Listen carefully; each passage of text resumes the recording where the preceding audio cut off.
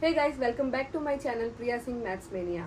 I am Priya Singh and I am back with my AP series of class 10th chapter 5 and exercise 5.1. Now we are going to solve the 14th and 15th question of this series. So let us look at that questions. So here the question number 14 says, how many multiples of 4 lie between 10 and 25? Multiples of 4 की बात की है, मतलब table of 4 हमें लिखना है. तो चलिए लिख लेते हैं multiples of 4. Multiples of 4 start होता है 4 1 जा 4, 4 2 जा 8, 4 3 जा 12, 4 4 जा 16 डैश डैश डैश. अब यहाँ पे बिटवीन कहाँ से मांगा है? 10 to 250 से. तो 4 के टेबल में तो 10 आता नहीं है, पर सबसे बड़ा नंबर जो 10 के, सबसे छोटा नंबर जो 10 के बाद आ रहा है वो कौन है? 12 है. तो आपकी एपी यहीं से बनना चालू होगी. 12, 16, 20 डैश डैश डैश. अब यहाँ पे 250 भी आपके टेबल में आता है कि नहीं, ये भी चेक कर लेते हैं 4 से डिवाइड करके. 4 6 जा 24, माइनस किया आपने 10 आया. अब ये कैंसिल तो हुआ नहीं. 4 2 जा 8 माइनस 2, यहाँ पे रिमाइंडर आया. It means 250 is not a multiple of 4. तो आप क्या कीजिए, 250 में से 2 को माइनस कर दीजिए. आपका आ गया 248, यानी कि आपका आखिरी टर्म क्या है? 248 है आपका आखिरी टर्म. अब ये आपकी सीरीज कंप्लीट हो गई है, एपी आपका कंप्लीट हो गया. यहाँ से आपको ए मिल जाता है 12 और डी मिल जाता है आपको 16 माइनस 12 दैट इज 4 और ए एन मिल जाता है आपको 248. आपको निकालना क्या है? निकालना है आपको हाउ मेनी मल्टीपल्स, यानी कि कितने टर्म्स हैं. तो आप फॉर्मूला में रख दीजिए. आपको एपी का फॉर्मूला पता ही है. A n is equal to a plus n minus 1 into d. A n क्या है आपका? 248 is equal to 12 plus n minus 1 हमें पता ही नहीं है. डी की वैल्यू आपकी 4 है. चलिए इसे हम सॉल्व करते हैं. 248 is equal to 12 plus 4 n minus 4. 248 is equal to 12 minus 4 8 plus 4 n. Then 4 n is equal to 248 minus 8, क्योंकि इक्वल टू के इधर आएगा तो नेगेटिव साइन हो जाएगा. 248 4n is equal to 240. n is equal to 240 divided by 4, that is equal to 60. तो therefore total number of terms कितने थे? 60 थे. Number of terms are terms which lie in multiple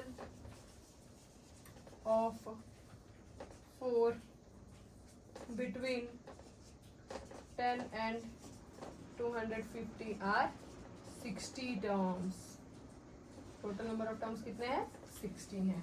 अब उसी तरीके से अपना 15th क्वेश्चन भी हम देख लेते हैं. अब हमारा 15th क्वेश्चन क्या कह रहा है? For what value of n are the n terms of AP 63, 65, 67 dash dash dash and 3, 10 and 17 equal. यहाँ पे आपको बोल रहा है कि n की किस वैल्यू के लिए ये जो गिवन एपीज है वो दोनों इक्वल हैं. तो चलिए हम लिख के देखते हैं. पहला एपी अपना क्या है? AP1 अपना क्या है? 63, 65, 67 है.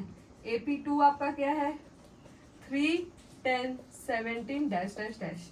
आपको निकालना है किस टर्म के लिए इक्वल है.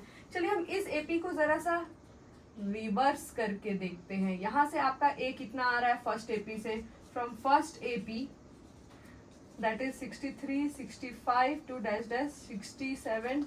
ए की वैल्यू आपकी 63 आ रही है और डी आपका आ रहा है 65 minus 63 that is equal to 2. D आ रहा है. सेकेंड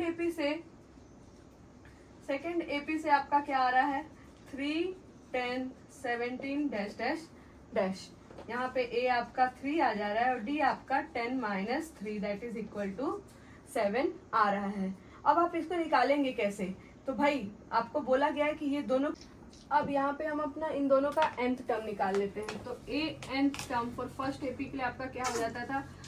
ए plus n minus 1 into d हो जाता. तो ये कितना होता है? 63 प्लस एन माइनस 1. डी की वैल्यू आपकी पहले वाले एपी में क्या आई थी? 2 आई थी. तो ये हो जाता 63 प्लस 2n माइनस 2. यहाँ पे ए एन कितना आ जाता? 63 नहीं, 3 minus 2 1 plus 2 an equation first.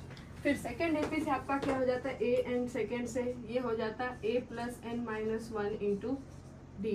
तो ए एन क्या हो जाता है अपना?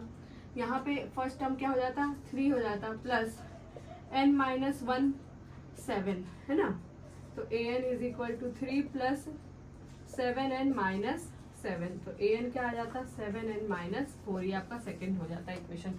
अब आपको पता है according to the question equation 1 is equal to equation 2 है, क्योंकि आपका दोनों ही nth टर्म कोई ना कोई वैल्यू पे सेम हो रहा है, n की कोई वैल्यू पे, तो आप लिख लीजिए।